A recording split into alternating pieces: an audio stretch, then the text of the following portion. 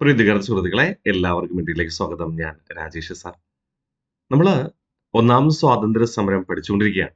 കഴിഞ്ഞ ക്ലാസ്സിൽ ഒന്നാം സ്വാതന്ത്ര്യ സമരത്തിന്റെ മുൻഗാമി എന്നറിയപ്പെടുന്ന വെല്ലൂർ കലാപത്തെക്കുറിച്ച് പഠിച്ചു.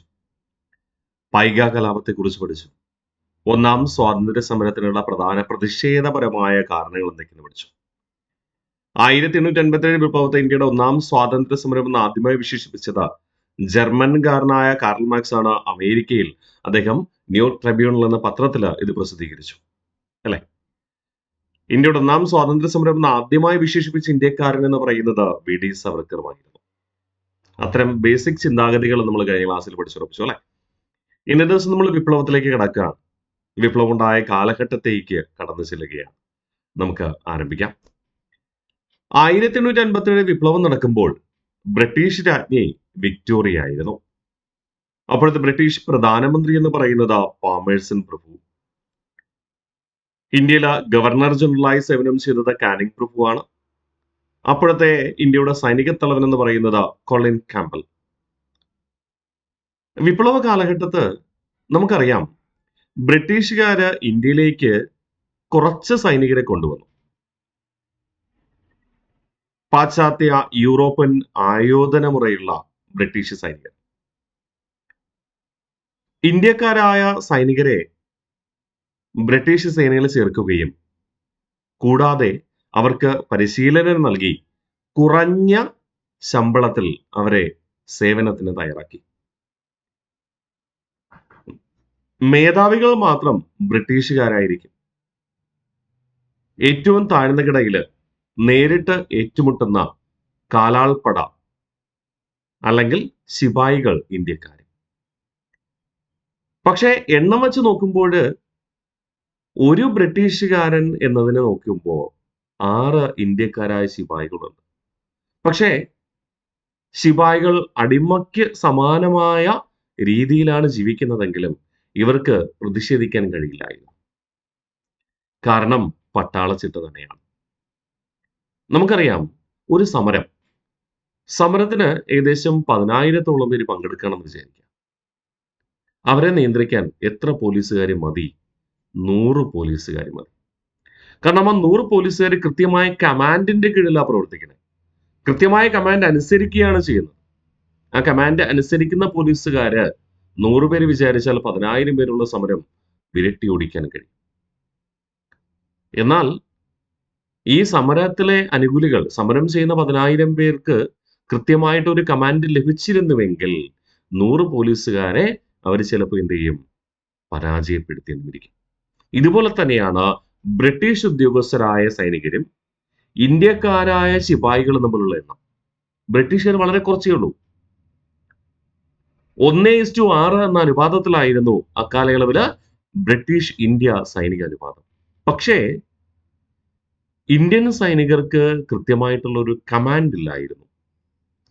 അത്രയധികം പരിശീലനം ലഭിക്കാത്തവരുമായിരുന്നു ഇന്ത്യൻ സൈനികർ. അതുകൊണ്ട് തന്നെയാണ് ഇന്ത്യൻ സൈന്യം അവിടെ പരാജയപ്പെട്ടത്. എണ്ണത്തിൽ കുറവാണെങ്കിലും കൃത്യമായ പരിശീലനവും കൃത്യമായ കമാൻഡും ലഭിച്ചിരുന്ന ബ്രിട്ടീഷ് സൈനികർക്ക് ഇന്ത്യക്കാരെ പരാജയപ്പെടുത്താൻ എളുപ്പവുമായിരുന്നു. ചെറിയൊരു പരാജയം നേരിട്ടാൽ പിന്തിരിഞ്ഞ് ഓടുന്നവരായി ഇന്ത്യൻ സൈനികർ മാറി. ബ്രിട്ടീഷുകാരെ സംബന്ധിച്ചിട്ട് മെച്ചപ്പെട്ട പരിശീലനം ലഭിച്ചതുകൊണ്ട് അവർക്ക് ആ ഒരു പേടിയില്ലായിരുന്നു താനും. അത് തന്നെയാണ് 1857 വിപ്ലവത്തിൽ എണ്ണത്തിൽ വളരെ കുറച്ചുണ്ടായിരുന്ന ബ്രിട്ടീഷ് സൈനികർ ആധികാരികമായ വിജയം നേടാനുള്ള കാരണവും. ഓക്കെ, അപ്പോ ബ്രിട്ടീഷ് രാജ്ഞി വിക്ടോറിയ ആയിരുന്നു. ബ്രിട്ടീഷ് പ്രധാനമന്ത്രിയായിരുന്നത് പാമേഴ്സൺ പ്രഭു. PS സ്ഥിരം ചോദിക്കാറുണ്ട്, മറക്കരുത് കേട്ടോ. ഗവർണർ ജനറൽ എന്ന് പറയുന്നത് കാനിങ് പ്രഭുവാണ്. അദ്ദേഹത്തിന് കീഴില് ബ്രിട്ടീഷ് ഇന്ത്യയുടെ സൈനിക തലവനായി സേവനം ചെയ്തത് ആരായിരുന്നു? കൊളിൻ ക്യാമ്പൽ ആയിരുന്നു. Colin Campbell. ബ്രിട്ടീഷ് ഇന്ത്യ സൈനിക അനുപാതം എന്ന് പറയുന്നത് 1:6 ആയിരുന്നു. 1:6 സെറ്റാണേ. ഓക്കെ, ഇനി അടുത്ത് നമ്മൾ പറയാൻ ഉദ്ദേശിക്കുന്നത് വിപ്ലവം തുടങ്ങിയതിനെ കുറിച്ചാണ്, അടിസ്ഥാനത്തെ കുറിച്ചാണ്. 1857 വിപ്ലവത്തിന്റെ പ്രതീകമെന്ന് കണക്കാക്കുന്നത് താമരപ്പൂവും ചപ്പാത്തിയും. വിപ്ലവകാരികള് അവർ തമ്മിലുള്ള കമ്മ്യൂണിക്കേഷൻസ് രഹസ്യമായി അറിയിക്കാൻ ഉപയോഗിച്ചിരുന്നത് ചപ്പാത്തിയിലൂടെയായിരുന്നു. അതുകൊണ്ട് 1857 കലാപത്തിന്റെ അല്ലെങ്കിൽ വിപ്ലവത്തിന്റെ പ്രതീകമായി കണക്കാക്കുന്നത് എന്താണെന്ന് ചോദിച്ചു കഴിഞ്ഞാൽ നമ്മൾ എന്താണെന്ന് പറയും? യെസ്, താമരപ്പൂവും ചപ്പാത്തിയും എന്ന് പറയും. സെറ്റാണേ, മറക്കില്ല എന്ന് കരുതിക്കോട്ടെ. ഇമ്പോർട്ടന്റ് ആണ്. ഇനി കലാപത്തിന്റെ വന്യവയോധികൻ എന്ന് പറയുന്നത് ഒത്തിരി പ്രായമായിട്ടും കലാപത്തിൽ ഏർപ്പെട്ട വ്യക്തി എന്ന അർത്ഥത്തില് കലാപത്തിന്റെ വന്യവയോധികൻ എന്നറിയപ്പെടുന്നത് കൻവർ സിംഗ് ആണ്. കൻവർ സിംഗ് എന്നാണ് പേര്. ഇംഗ്ലീഷിൽ എഴുതുമ്പോൾ KUN, കൻവർ സിംഗ് എന്നാണ് എഴുതുക. അതുകൊണ്ട് SCERT പുസ്തകത്തിൽ ഇദ്ദേഹത്തിന്റെ പേര് കുൻവർ സിംഗ് എന്ന് രേഖപ്പെടുത്തിയിട്ടുണ്ട്.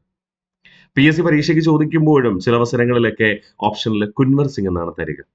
രണ്ടും ഒരാൾ തന്നെയാണ് കേട്ടോ, കൻവർ സിംഗ് അഥവാ കുൻവർ സിംഗ്.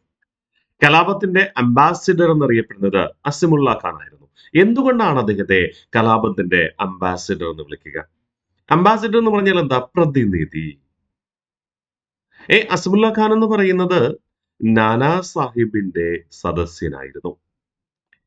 നാനാ സാഹിബിന് ബ്രിട്ടീഷുകാർ പെൻഷൻ നൽകിയിരുന്നു. ആ പെൻഷൻ കുറവ് ചെയ്യാൻ വേണ്ടി ബ്രിട്ടീഷുകാർ തീരുമാനിച്ചു. അങ്ങനെ കുറവ് ചെയ്യാൻ വേണ്ടി ബ്രിട്ടീഷ് ഈസ്റ്റ് ഇന്ത്യ കമ്പനി തീരുമാനിച്ചപ്പോ നാനാ സാഹിബിന് വേണ്ടി ബ്രിട്ടനിലെത്തി അവിടുത്തെ ഭരണാധികാരികളുമായി ചർച്ച നയിച്ചത് ആരായിരുന്നു? അസിമുള്ള ഖാൻ ആയിരുന്നു. ചർച്ച ചെയ്യവേ അസിമുള്ള ഖാൻ പറഞ്ഞു, നാനാ സാഹിബിനെ ഭരണാധികാരി എന്ന നിലയിൽ നിങ്ങൾ, അതായത് ബ്രിട്ടീഷുകാർ, കണക്കാക്കണം. ഇല്ലെങ്കിൽ പ്രത്യാഘാതം നേരിടേണ്ടി വരും.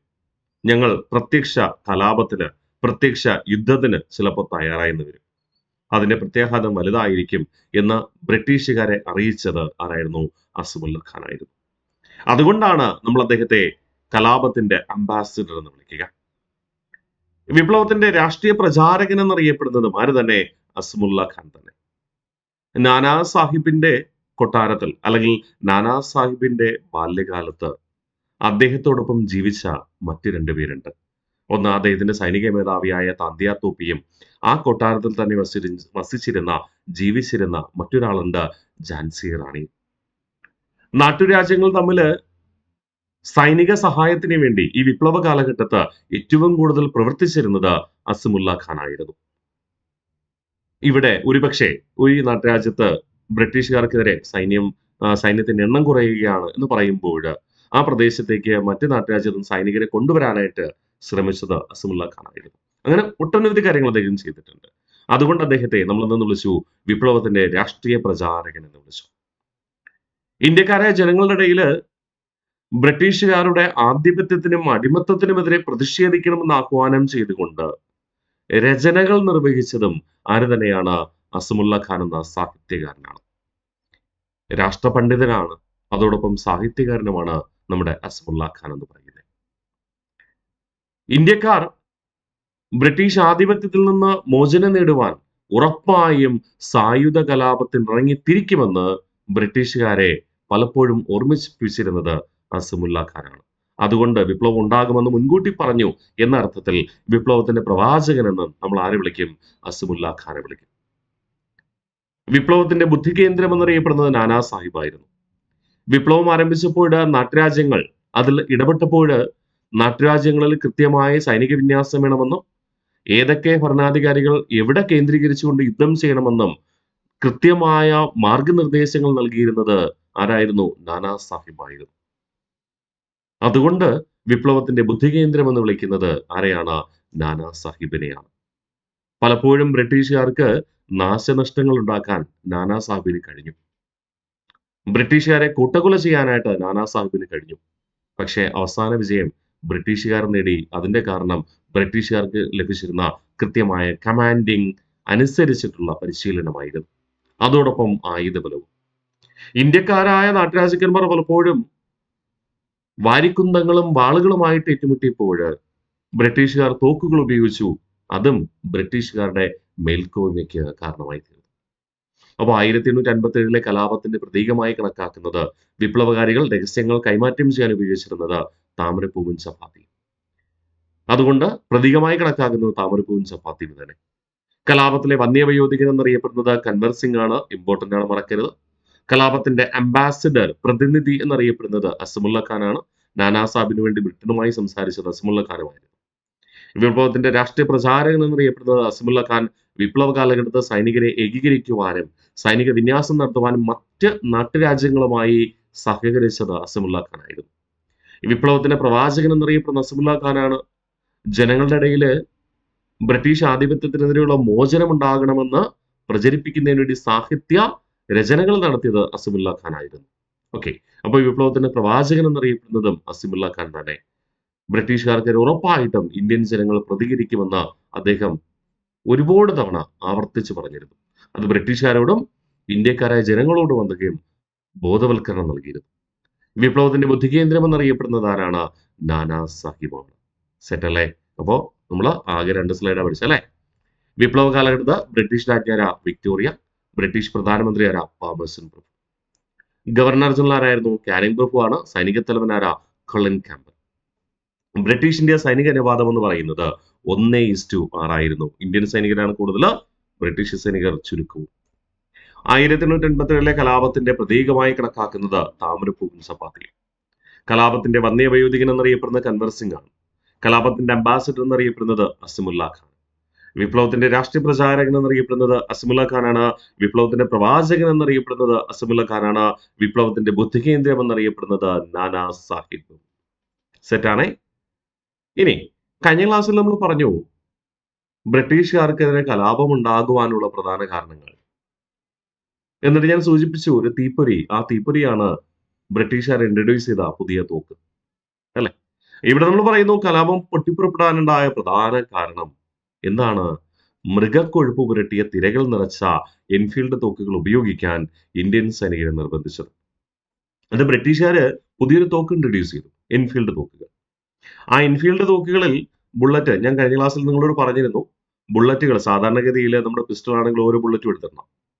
പോലീസുകാര് ഇപ്പൊ നിലവിൽ ഉപയോഗിക്കുന്ന തോക്കുകളുണ്ട്. അതായത് പോലീസ് കോൺസ്റ്റബിൾമാർ ഉപയോഗിക്കുന്ന, ഈ പോലീസിന്റെ സ്റ്റേഷനിൽ കാവൽ നിൽക്കുന്ന ഉദ്യോഗസ്ഥർ ഉപയോഗിക്കുന്ന തോക്കുണ്ട്. .22 എന്ന് പറയും. അതിൽ ഓരോ ബുള്ളറ്റും എടുത്ത് ഇൻസേർട്ട് ചെയ്തിട്ടാണ് ഫയർ ചെയ്യാൻ കഴിയുക. ഓക്കെ, പക്ഷേ പട്ടാളക്കാർ ഉപയോഗിക്കുന്ന, ഇന്ത്യൻ സൈന്യം ഉപയോഗിക്കുന്ന തോക്കുകളുണ്ട്. SLR, LMG, അങ്ങനെ ഒരുപാട് തോക്കുകളുണ്ട് കേട്ടോ. അപ്പൊ അത്തരം തോക്കുകളിൽ, യുദ്ധമേഖലയിൽ ഉപയോഗിക്കുന്ന തോക്കുകളിൽ ഓരോ ബുള്ളറ്റും എടുത്തിട്ട് ഫയർ ചെയ്യാനായിട്ട് പറ്റുമോ? പറ്റില്ല. ശത്രുക്കളുടെ മുൻപിലുണ്ട്, അല്ലെ? അപ്പോ ഓരോ ഫയർ ചെയ്യുമ്പോഴും അടുത്ത ഓട്ടോമാറ്റിക്കലി ബുള്ളറ്റ് തോക്കിലേക്ക് ഇറങ്ങി വരണം. അതിനുവേണ്ടി മാക്സിൻ ഉപയോഗിക്കാറുണ്ട്. മാക്സിൻ, ബുള്ളറ്റുകൾ അടങ്ങിയ ഒരു ബോക്സ് മാക്സിൻ. ഈ മാക്സിൻ മുകളിൽ വെക്കും, അല്ലെങ്കിൽ ഈ ബുള്ളറ്റ് ഘടിപ്പിച്ചിട്ടുള്ള ചെയിൻ പോലുള്ള സംവിധാനം, LMGയിലൊക്കെ ആ ചെയിനാണ് യൂസ് ചെയ്യുന്നത്. അപ്പൊ ഫയർ ചെയ്യുന്നതനുസരിച്ച് അടുത്ത ബുള്ളറ്റ് ഇങ്ങനെ വന്നുകൊണ്ടേയിരിക്കും. നമ്മൾ ഓരോന്ന് മാനുവലായിട്ട് ചെയ്യേണ്ട. ഓക്കെ, അപ്പോ ഈ മാക്സിന് ബുള്ളറ്റ് നിറച്ച് വെച്ചിരിക്കും. ആ മാക്സിൻ തോക്കിലേക്ക് ഇറങ്ങി വരുമ്പോൾ ഈ മാക്സിനകത്തെ ബുള്ളറ്റുകൾ തമ്മിൽ ഹർഷണം ഉണ്ടാവാൻ പാടില്ല. ആ ഹർഷണം കുറയ്ക്കുന്നതിന് വേണ്ടി ലൂബ്രിക്കന്റ് ആയിട്ട് വില കൂടിയ ലൂബ്രിക്കന്റ് ആണ് ഉപയോഗിക്കേണ്ടത്. പക്ഷേ ബ്രിട്ടീഷുകാർ ചിലവ് കുറയ്ക്കാൻ വേണ്ടിയിട്ട് എന്ത് ചെയ്തു? മൃഗക്കൊഴുപ്പ് പുരട്ടിയ തിരകളാണ് ഉപയോഗിക്കുക. മൃഗക്കൊഴുപ്പാകുമ്പോൾ തീരെ ചീപ്പായിട്ട് കിട്ടും എന്നതുകൊണ്ട്. ഈ മൃഗക്കൊഴുപ്പായിട്ട് ഉപയോഗിക്കുന്നത് പന്നിയുടെയും പശുവിന്റെയും കൊഴുപ്പാണ് എന്ന് ഇന്ത്യൻ സൈനികരുടെ ഇടയിൽ വാർത്ത പ്രചരിക്കപ്പെട്ടു. പന്നി എന്ന് പറയുമ്പോൾ ഇസ്ലാം മത വിശ്വാസികളെ സംബന്ധിച്ചിട്ട് അവർക്ക് നികൃഷ്ടമായ ജീവിയാണ്. ആ മതവിശ്വാസത്തിനെതിരായിട്ടുള്ള ജീവിയാണ്. പിശാചിന്റെ മൃഗം എന്നൊക്കെയാണ് പറയുക. പശു എന്ന് പറയുമ്പോൾ ഹിന്ദുമത വിശ്വാസികളെ സംബന്ധിച്ചിട്ട് അവരുടെ പുണ്യമൃഗമാണ്. അവരാരാധിക്കുന്ന മൃഗമാണ് ഗോക്കൾ അഥവാ പശുക്കൾ. അപ്പൊ സ്വാഭാവികമായിട്ടും ഇസ്ലാം മത വിശ്വാസികളുടെ ഇടയിലും ഹിന്ദുമത വിശ്വാസികളുടെ ഇടയിലും ഇത് ശക്തമായ പ്രതിഷേധത്തിന് കാരണമായി. ഞങ്ങൾ അത്തരം തോക്കുകൾ ഉപയോഗിക്കില്ല എന്ന് ശഠിച്ചു. പക്ഷെ ബ്രിട്ടീഷുകാരുടെ കമാൻഡിന് കീഴിൽ അവർക്ക് ആ തോക്ക് നിർബന്ധപൂർവം ഉപയോഗിക്കേണ്ടി വന്നു. നിർബന്ധപൂർവ്വം ഉപയോഗിക്കേണ്ടി വന്നപ്പോൾ അവർക്ക് പ്രതിഷേധമുണ്ട്. പക്ഷേ പ്രതിഷേധിച്ചാൽ താൻ ഒറ്റയ്ക്കായി പോകുമോ, ബ്രിട്ടീഷുകാർ തന്റെ ജീവൻ കളയുമോ എന്നൊരു പേടി കാരണം പലരും പ്രതിഷേധിച്ചില്ല. ബ്രിട്ടീഷുകാരുടെ നിർദ്ദേശം പ്രതിഷേധത്തോടുകൂടിയാണെങ്കിലും അനുസരിച്ചു. വീണ്ടും ഇന്ത്യക്കാരായ സൈനികരെ അടിമകൾക്ക് തുല്യമായി കണക്കാക്കുന്നതിന് വേണ്ടിയിട്ട്,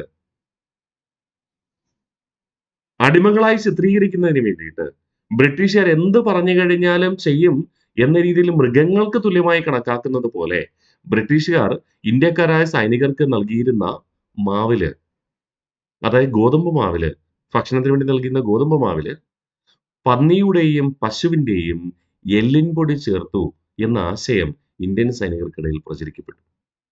ഈ രണ്ടും കൂടെ ആയപ്പോ ഇന്ത്യൻ സൈനികര് പ്രതിഷേധത്തിന്റെ കൊടുമുടിയിലെത്തി എന്ന് പറയേണ്ടി വരും. അതാണ് വിപ്ലവം പൊട്ടിപ്പുറപ്പെടാനുണ്ടായ പ്രധാന കാരണം.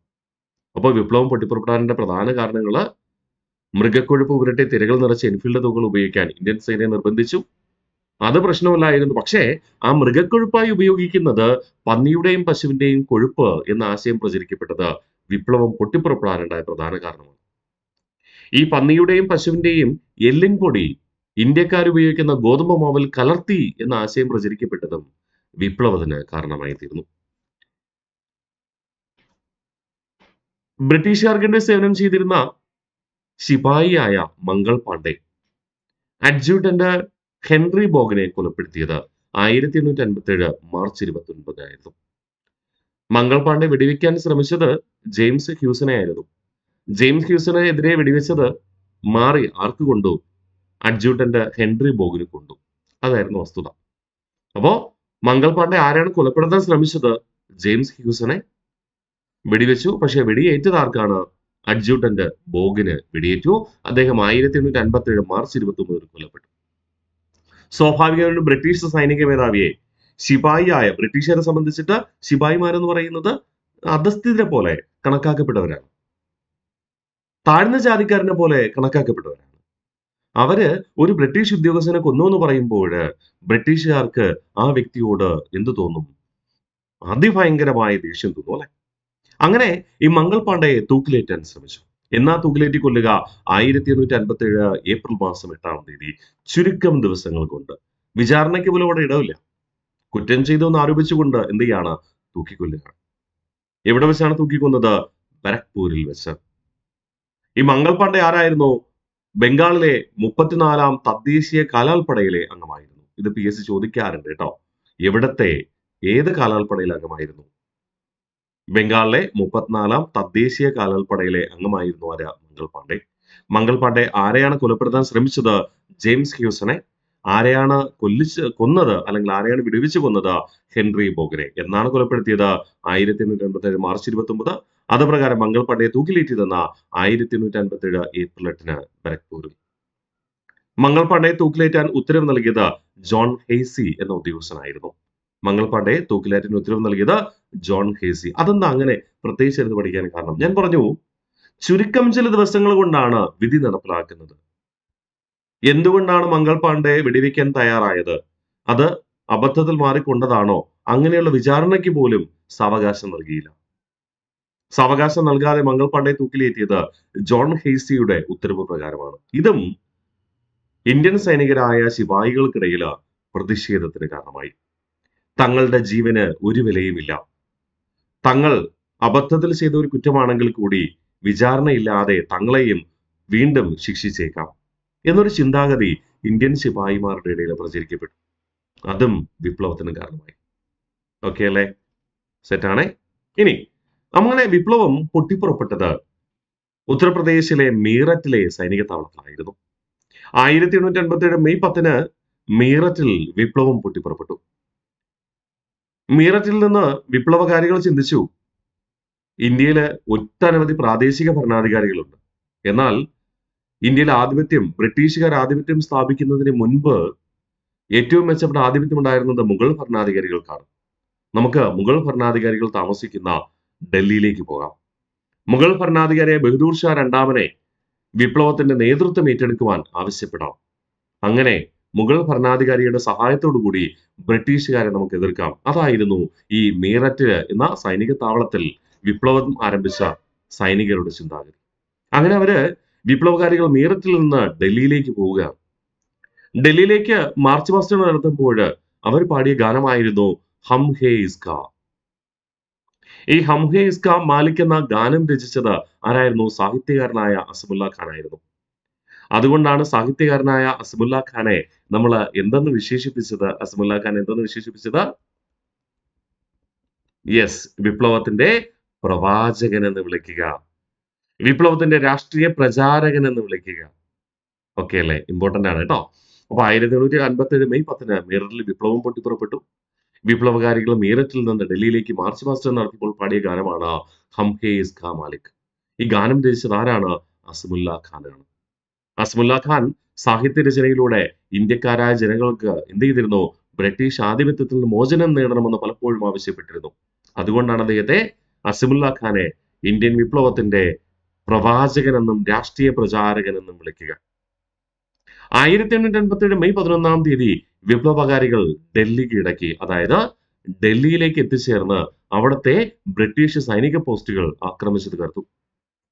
ഈ വിപ്ലവകാരികൾ ബഹദൂർ ഷാ രണ്ടാമനെ ഇന്ത്യയുടെ ചക്രവർത്തിയായി പ്രഖ്യാപിച്ചു. ബഹദൂർ ഷാ രണ്ടാമൻ ഇന്ത്യയുടെ ചക്രവർത്തിയായി പ്രഖ്യാപിച്ചു. അവിടെ ഒരു കാര്യം കൂടെ ഞാൻ സൂചിപ്പിക്കാം. ബഹദൂർ ഷാ രണ്ടാമനെ വിപ്ലവകാരികളാണ് ഇന്ത്യയുടെ ചക്രവർത്തിയെ പ്രഖ്യാപിച്ചത്. പക്ഷേ യഥാർത്ഥത്തിൽ ബഹദൂർ ഷാ രണ്ടാമൻ ഇന്ത്യയുടെ ചക്രവർത്തിയാണോ? അല്ല. ചക്രവർത്തി എന്ന് പറയുമ്പോൾ എന്താണ് അർത്ഥം? ഒട്ടനവധി രാജാക്കന്മാരുടെ രാജാവിനെയാണ് ചക്രവർത്തി എന്ന് വിളിക്കുക. അല്ലെങ്കിൽ ഒട്ടനവധി രാജ്യങ്ങൾ ചേർന്ന അതിവിസ്തൃതമായ സാമ്രാജ്യത്തിന്റെ തലവനെയാണ് ചക്രവർത്തി എന്ന് വിളിക്കുക. മുഗൾ സാമ്രാജ്യത്തിൽ ചക്രവർത്തിമാർ 6 പേരാണ്. ആദ്യത്തെ 6 പേര് മാത്രമാണ് മുഗൾ സാമ്രാജ്യത്തിലെ ചക്രവർത്തിമാർ. അവർക്കാണ് അതിവിശാലമായ സാമ്രാജ്യം ഉണ്ടായിരുന്നത്. അതിനുശേഷം മുഗൾ സാമ്രാജ്യം ക്ഷയിച്ചു തുടങ്ങി. ക്ഷയിച്ചു തുടങ്ങിയപ്പോൾ ചെറിയൊരു ഭൂപ്രദേശത്തിന്റെ മാത്രം അധികാരിയായിരുന്നു ബഹദൂർ ഷാ രണ്ടാമൻ. അപ്പൊ ബഹദൂർ ഷാ രണ്ടാമൻ യഥാർത്ഥത്തിൽ ആരാ? മുഗൾ രാജാവാണ്. ആ മുഗൾ രാജാവ്, ഡൽഹിയിലെ മാത്രം ഭരിച്ചിരുന്ന മുഗൾ രാജാവായ ബഹദൂർ ഷാ രണ്ടാമനെ ഇന്ത്യയുടെ ചക്രവർത്തിയായി പ്രഖ്യാപിച്ചത് ആരാണ്? വിപ്ലവകാരികളാണ്. യഥാർത്ഥത്തിൽ അദ്ദേഹം ചക്രവർത്തിയാണോ? അല്ല. അത് നിങ്ങൾ മനസ്സിലായെങ്കിൽ ഇല്ലെങ്കിൽ നിങ്ങൾ തെറ്റുപഠിക്കാൻ ചാൻസ് ഉണ്ട്. മുഗൾ ഭരണത്തിൽ 6 ചക്രവർത്തിമാരാണ് ഉണ്ടായിരുന്നെന്ന് ഞാൻ പറഞ്ഞു. ആദ്യ ഭരണാധികാരിയായ ബാബർ ചക്രവർത്തിയാണ്. ഹുമയൂൺ, അക്ബർ, ജഹാംഗീർ, ഷാജഹാൻ, പിന്നെ ഔറംഗസേബ്. ഔറംഗസേബിന് ശേഷമുള്ള ഭരണാധികാരികൾ രാജാവ് എന്ന നിലയിൽ മാത്രമേ കണക്കാക്കത്തുള്ളൂ. അപ്പൊ ബഹദൂർ ഷാ രണ്ടാമൻ എന്ന് പറയുന്നത് മുഗൾ സാമ്രാജ്യത്തിലെ 20ാമത്തെ ഭരണാധികാരിയാണ്. ചക്രവർത്തിയല്ല. പക്ഷേ വിപ്ലവകാരികൾ അദ്ദേഹത്തെ എന്തേ കണക്കാക്കി? ചക്രവർത്തിയായി കണക്കാക്കി. ബ്രിട്ടീഷുകാരിൽ നിന്ന് സ്വാതന്ത്ര്യം നേടുവാൻ വിപ്ലവകാരികൾക്ക് നേതൃത്വം നൽകണമെന്ന് ആവശ്യപ്പെട്ടു. ബഹദൂർ ഷാ രണ്ടാമൻ ഓക്കെ പറഞ്ഞു. അങ്ങനെ ബഹദൂർ ഷാ രണ്ടാമൻ എന്ന മുഗൾ ഭരണാധികാരിയും സിപായിമാരുടെ തലവനായ ജനറൽ ഫക്ത് ഖാനും കൂടെ ചേർന്ന് എന്ത് ചെയ്യുന്നു? വിപ്ലവം ഡൽഹിയിൽ ഏറ്റെടുക്കുന്നു. ജനറൽ ഫക്ത് ഖാനും കൂടെ ചേർന്ന് എന്ത് ചെയ്യുന്നു? ഡൽഹിയിൽ വിപ്ലവം ഏറ്റെടുക്കുന്നു. അതാണ് ചരിത്രത്തിലേക്ക് പോകുക.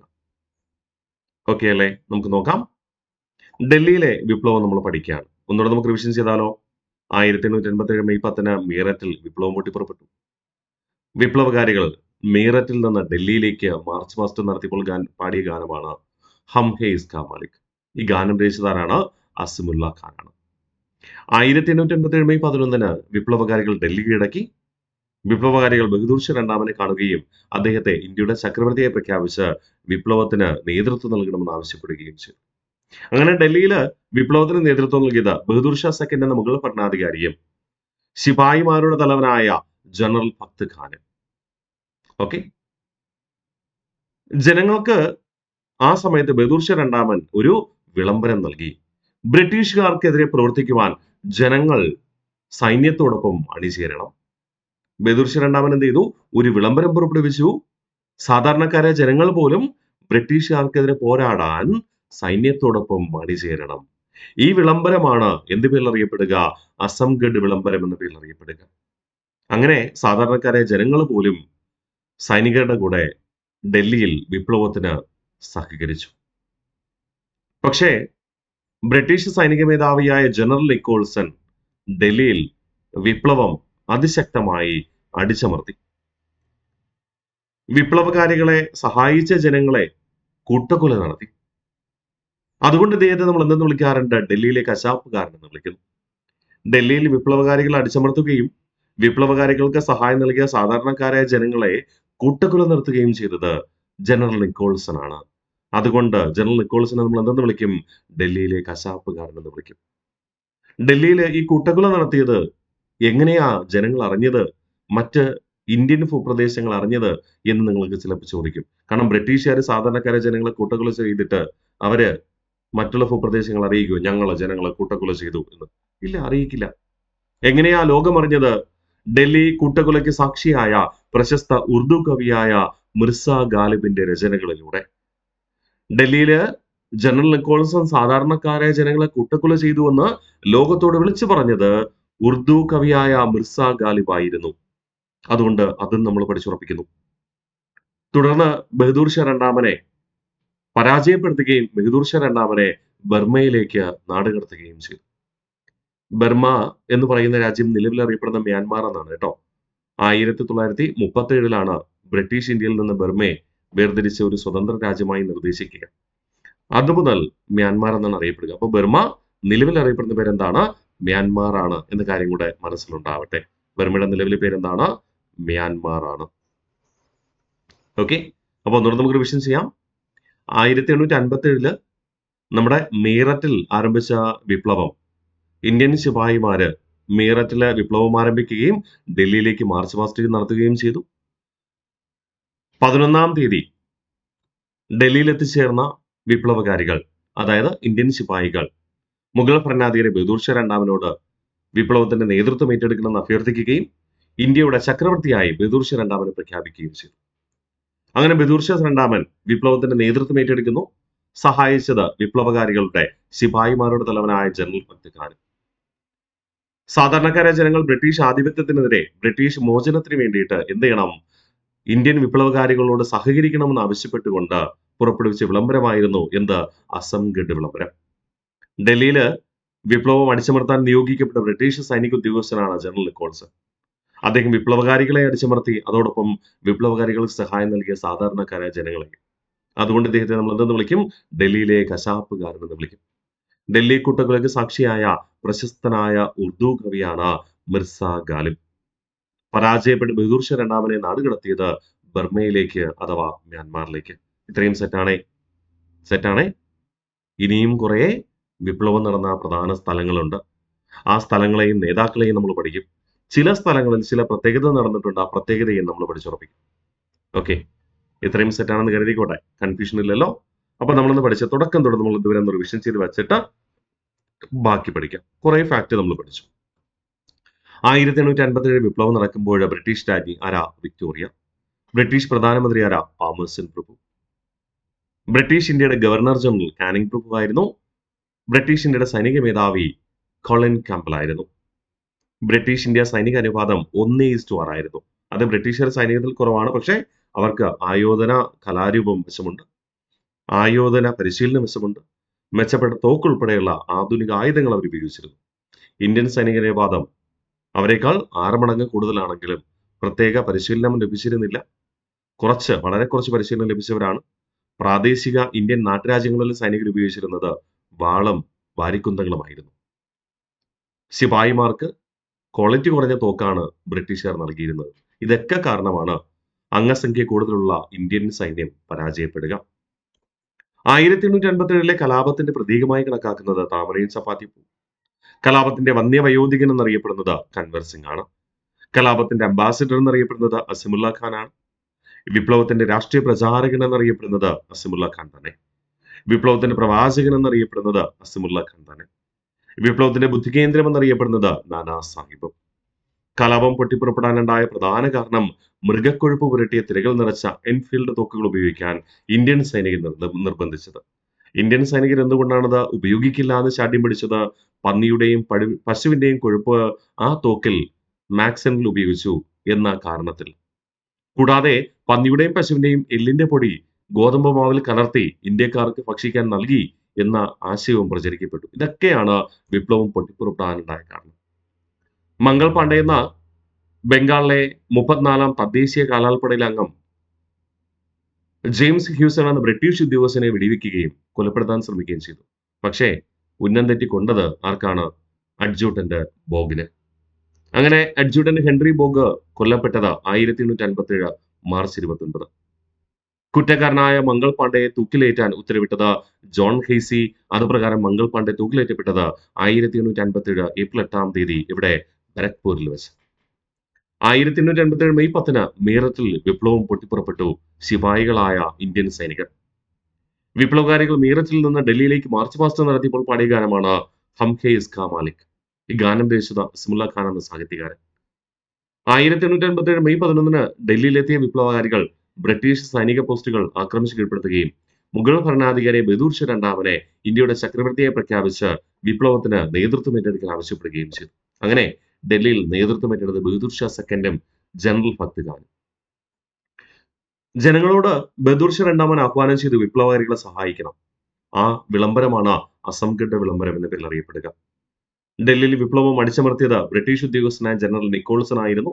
അദ്ദേഹം വിപ്ലവകാരികളെയും വിപ്ലവകാരികളെ സഹായിച്ച സാധാരണക്കാരായ ജനങ്ങളെയും കൊന്നൊടുക്കി. അതുകൊണ്ട് അദ്ദേഹത്തെ ഡൽഹിയിലെ കശാപ്പുകാരൻ എന്ന് വിളിക്കുന്നു.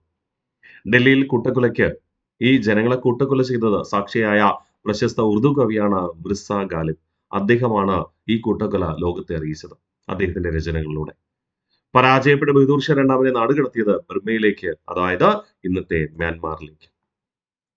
വിപ്ലവ കാലഘട്ടത്ത് കോൾ ഗോത്രവർഗക്കാരുടെ പ്രക്ഷോഭത്തിന് നേതൃത്വം നൽകിയത് ഗോനു എന്ന ഗോത്രത്തലവനായിരുന്നു. പേര് ഇമ്പോർട്ടന്റ് ആണ്. 1857 വിപ്ലവ കാലഘട്ടത്ത് ഗോത്രവർഗങ്ങളും ബ്രിട്ടീഷുകാർക്കുള്ള കലാപത്തിൽ പങ്കുചേർന്നു. കോൾ ഗോത്രവർഗക്കാരുടെ പ്രക്ഷോഭത്തിന് നേതൃത്വം നൽകിയത് ആരായിരുന്നു? ഗോനു ആയിരുന്നു. ബ്രിട്ടീഷുകാർക്കെതിരെയുള്ള ഈ വിപ്ലവത്തിൽ ഏറ്റവും കൂടുതൽ കലാപ കേന്ദ്രങ്ങൾ ഉണ്ടായിരുന്നത് ഉത്തർപ്രദേശിലായിരുന്നു, അല്ലെങ്കിൽ യുണൈറ്റഡ് പ്രൊവിൻസിലായിരുന്നു എന്ന് നമ്മൾ പറയും. ഉത്തർപ്രദേശിലാണ് ഏറ്റവും കൂടുതൽ കലാപ കേന്ദ്രങ്ങൾ ഉണ്ടായിരുന്നത്. നമുക്കിനി പരിശോധിക്കേണ്ടത് പ്രധാനപ്പെട്ട കലാപ കേന്ദ്രങ്ങളും അവിടുത്തെ നേതാക്കന്മാരെയും നമുക്ക് പഠിക്കാം. PSC പ്രാധാന്യത്തോട് ചേർക്കാറുണ്ട്. മിക്കവാറും ചോദിക്കുന്നത് ചേരുംപടി ചേർക്കാനായിട്ട്, അല്ലെ? വിപ്ലവ കേന്ദ്രം പറയും, നേതാവിനെ പറയും, ചേരുംപടി ചേർക്കുക. ഞാൻ നിങ്ങളോട് പറഞ്ഞിരുന്നു, അസമുല്ല ഖാനാണ് വിപ്ലവത്തിന്റെ രാഷ്ട്രീയ പ്രചാരകൻ എന്നറിയപ്പെടുന്നത്, അല്ലെ? ആ അസമുല്ല ഖാനാണ് പലപ്പോഴും ഈ വിപ്ലവകാരികളായ നേതാക്കന്മാരെ യുദ്ധത്തിന് വേണ്ടി പല സ്ഥലത്തേക്കും പോകാൻ നിർദ്ദേശിച്ചിരുന്നത്. അതുകൊണ്ട് തന്നെ ചില പ്രദേശങ്ങളിൽ ഒന്നിലധികം നേതാക്കന്മാരുണ്ട്. അത് നമ്മൾ സമ്പൂർണ്ണമായി പഠിച്ചുറപ്പിക്കും. ഓക്കെ. യെസ്. ഇനി 2-3 സ്ലൈഡിൽ നമുക്ക് വിപ്ലവ സ്ഥലങ്ങളും അതിവിടെ നേതൃത്വം നൽകിയവരെയാണ് പഠിക്കേണ്ടത്. ഇമ്പോർട്ടന്റ് ആണ്. റിവിഷൻ ചെയ്ത് നമ്മൾ കൃത്യമായി തന്നെ പഠിച്ചുറപ്പിക്കും. മീററ്റിൽ നേതൃത്വം നൽകിയത് ഖദം സിംഗ് ആയിരുന്നു. വിപ്ലവം പൊട്ടിപ്പുറപ്പെട്ടത് മീററ്റാണല്ലോ. ആ മീററ്റിൽ തുടർന്ന് വിപ്ലവം നയിച്ചത് മീററ്റില് ആരായിരുന്നു? ഖദം സിംഗ്. ഒരു വിഭാഗം വിപ്ലവകാരികൾ അങ്ങോട്ട് പോയി ഡൽഹിയിലേക്ക് മാർച്ച് പാസ്റ്റ് ചെയ്തു. അവിടെ ഉണ്ടായിരുന്ന പ്രാദേശികമായി വിപ്ലവം നയിച്ചത് ആരായിരുന്നു? ഖദം സിംഗ് ആയിരുന്നു. കാൺപൂരിൽ വിപ്ലവത്തിന് നേതൃത്വം നൽകിയത് നാനാ സാഹിബ്, അദ്ദേഹത്തിന്റെ സൈനിക മേധാവിയായ താന്തിയ തോപ്പി, കൂടാതെ അസമുല്ല ഖാൻ ആരാണ്? നാനാ സാഹിബിന്റെ സദസ്യനായിരുന്നു. നാനാ സാഹിബിനോട് ബ്രിട്ടീഷുകാരോട് മാധ്യസ്ഥത വഹിച്ചത്, പ്രതിനിധിയായി ബ്രിട്ടീഷുകാരുടെ മുമ്പിൽ വാദിച്ചത് ആരായിരുന്നു? അസമുല്ല ഖാൻ ആയിരുന്നു. അതുകൊണ്ട് നമ്മൾ പറഞ്ഞു. താന്തിയ തോപ്പിയെ കുറിച്ച്, നാനാ സാഹിബിനെ കുറിച്ച് വിശദമായി നമ്മൾ പിന്നീട് പഠിക്കും. അദ്ദേഹത്തിന്റെ പ്രത്യേകതകളൊക്കെ. ഇപ്പൊ തൽക്കാലം കാൺപൂരിൽ നേതൃത്വം നൽകിയത് നാനാ സാഹിബ് ഉണ്ട്, അദ്ദേഹത്തിന്റെ സൈനിക മേധാവിയായ താന്തിയ തോപ്പിയും സദസ്യനായ അസമുല്ല ഖാനും. അസമിൽ വിപ്ലവത്തിന് നേതൃത്വം നൽകിയത് മണിറാം ദത്ത. ബറൌട്ടിൽ നേതൃത്വം നൽകിയത് ജാട്ട് നേതാവായ ഷാമാലാണ്. ഒന്നുകൂടെ നമുക്ക് റിവിഷൻ ചെയ്യാം. PSC ചോദിക്കാറുണ്ട്. 1887 വിപ്ലവ കാലഘട്ടത്ത് ബ്രിട്ടീഷുകാർക്കെതിരെ വിപ്ലവം നയിച്ച ജാട്ട് നേതാവ് ആര്? ഷാമാൽ എവിടെയാണ് വിപ്ലവം നയിച്ചത്? ബറൌട്ടിലും. ഓർമ്മിച്ചേക്കാമോ? അപ്പൊ മീററ്റിലാരാ? ഖദം സിംഗ്. കാൺപൂരിലാരാ? നാനാ സാഹിബ്. കൂടാതെ താന്തിയ തോപ്പി, അസമുല്ല ഖാൻ എന്നിവർ. അസമിലാരാ? മണിറാം ദത്ത. ബറൌട്ടിലാരാ? ഷാമാൽ എന്ന ജാട്ട് നേതാവ്. ഇപ്പൊ തന്നെ പഠിക്കണം കേട്ടോ. സെറ്റാണ്. ഇത് 4 സെറ്റാണ്. മീററ്റിലെ ഖദം സിംഗ് ആണ്, കാൺപൂരിലെ നാനാ സാഹിബാണ്, അസമില് മണിറാം ദത്തയാണ്, ബറൌട്ട് ഷാമാലാണ്. കാൺപൂരിലെ നാനാ സാഹിബിനെ സഹായിച്ചവരാണ് ആരൊക്കെ? താന്തിയ തോപ്പിയും അസമുല്ല ഖാനും. ഏറ്റവും കൂടുതൽ കലാപകേന്ദ്രങ്ങൾ എവിടെയാ? ഉത്തർപ്രദേശിലാണ്. കോൾ ഗോത്രവർഗക്കാരുടെ നേതൃത്വം നൽകിയത് ആരാണ്? ഗോനു എന്ന ഗോത്രത്തലവനും. അടുത്ത് പറയുന്നു ലക്നൗ, ഔദ്, ആഗ്ര എന്നിവിടങ്ങളിൽ നേതൃത്വം നൽകിയത് ബീഗം ഹസ്രത്ത് മഹലാണ്.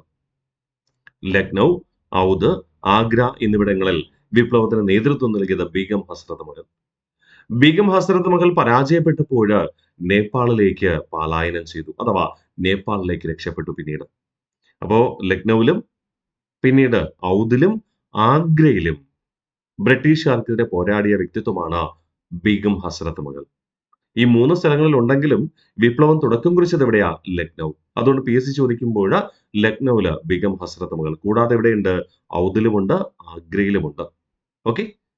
പരാജയപ്പെട്ടപ്പോൾ ബീഗം ഹസ്രത്ത് മഹൽ എങ്ങോട്ട് പലായനം ചെയ്തു? നേപ്പാളിലേക്ക് പലായനം ചെയ്തു. അപ്പോ ഔദിൽ നിന്ന് ബീഗം ഹസ്രത്ത് മഹൽ പലായനം ചെയ്തപ്പോ ഔദില് ആ വിപ്ലവം ഏറ്റെടുത്ത മറ്റൊരു വ്യക്തി ഉണ്ടായിരുന്നു. അദ്ദേഹത്തിന്റെ പേരാണ് ബർക്കത്ത് അഹമ്മദ്. എന്തായിരുന്നു അദ്ദേഹത്തിന്റെ പേര്? ബർക്കത്ത് അഹമ്മദ്. ബർക്കത്ത് അഹമ്മദ്. ബർക്കത്ത് അഹമ്മദിന്റെ നേതൃത്വത്തില് ഔദ് എന്ന നാട്ടുരാജ്യത്ത് പ്രാദേശികമായ ചിൻഹട്ട് എന്ന സ്ഥലത്ത് വെച്ചൊരു യുദ്ധം നടന്നു. ആ ചിൻഹട്ട് യുദ്ധത്തിൽ എന്ത് ചെയ്തു? ബർക്കത്ത് അഹമ്മദ് ബ്രിട്ടീഷ് ചീഫ് കമ്മീഷണറായ ഔദിലെ ചീഫ് കമ്മീഷണറായ ഹെൻറി ലോറൻസിനെ കൊലപ്പെടുത്തി അവിടെ താൽക്കാലിക വിജയം നേടി. താൽക്കാലിക വിജയം നേടി. അപ്പോ ആദ്യം ബീഗം ഹസ്രത്ത് മഹൽ ഔദ് ഏറ്റുമുട്ടി. തുടർന്ന് ഔദിൽ നിന്ന് ബീഗം ഹസ്രത്ത് മഹൽ പിൻവാങ്ങുന്നു. ആ സമയത്ത് ഔദിൽ തുടർന്ന് വിപ്ലവം നയിച്ചത്, കലാപം നയിച്ചത് ആരായിരുന്നു? ബർക്കത്ത് അഹമ്മദ് ആയിരുന്നു.